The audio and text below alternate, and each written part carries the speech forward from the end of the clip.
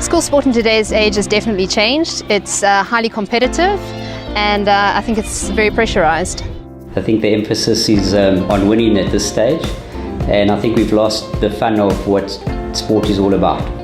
Intense and quite scary at times. I've witnessed some situations on the side of the field that that have scared me quite a bit.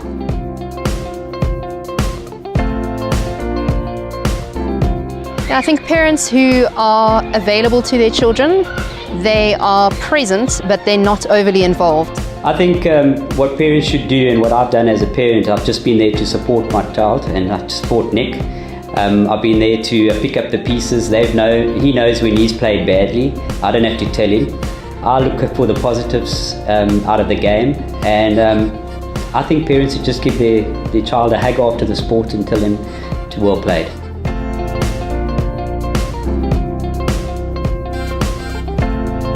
I think my biggest concern how parents behave is sometimes they shout at their own child if he makes a mistake on the field. Also some of his teammates, and I think that's totally wrong. That should be left up to the coach to deal with after the game or at practice the next week.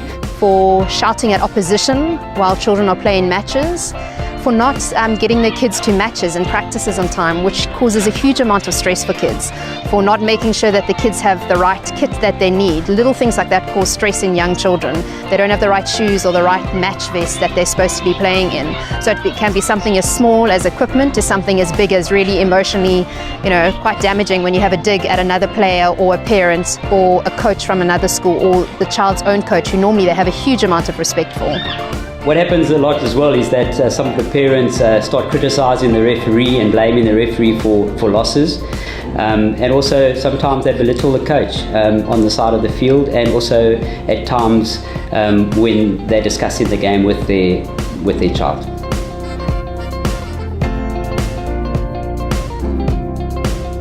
I would say to parents and educators that to really push the holistic aspect of sport.